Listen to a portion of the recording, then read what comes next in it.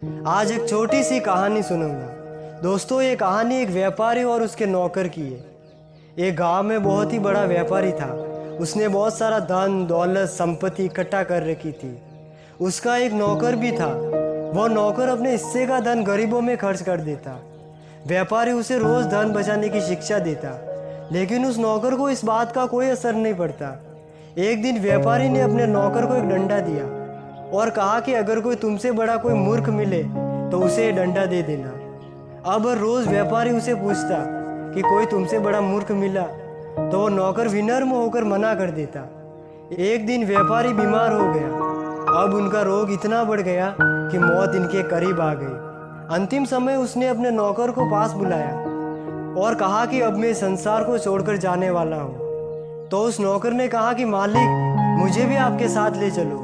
व्यापारी ने कहा कि वहाँ कोई किसी के साथ नहीं जाता, सबको अकेले और खाली हाथ ही जाना पड़ता है। इस पर उस नौकर ने कहा, तब तो आप ये धन दौलत संपत्ति और सुख सुविधा के सामान जरूर वहाँ ले जाइए और आराम से वहाँ रहिएगा। इस पर उस व्यापारी ने कहा कि वहाँ कुछ भी नहीं ले जा सकते, सबको अकेले और खाली हाथ ही जाना पड़ता है। इस पर उस नौकर ने कहा कि फिर तो ये डंडा आप ही रखिए।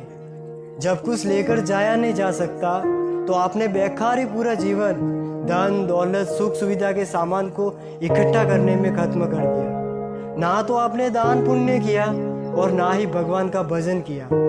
अब इस डंडे के असली हकदार तो आप ही हुए। दोस्तों, इस कहानी से हमें यह सीख मिलती है कि मनुष्य को अधिक धन का लाभ नहीं करना चाहिए, क्योंकि अंतिम समय उसके साथ कुछ भी नहीं जाता।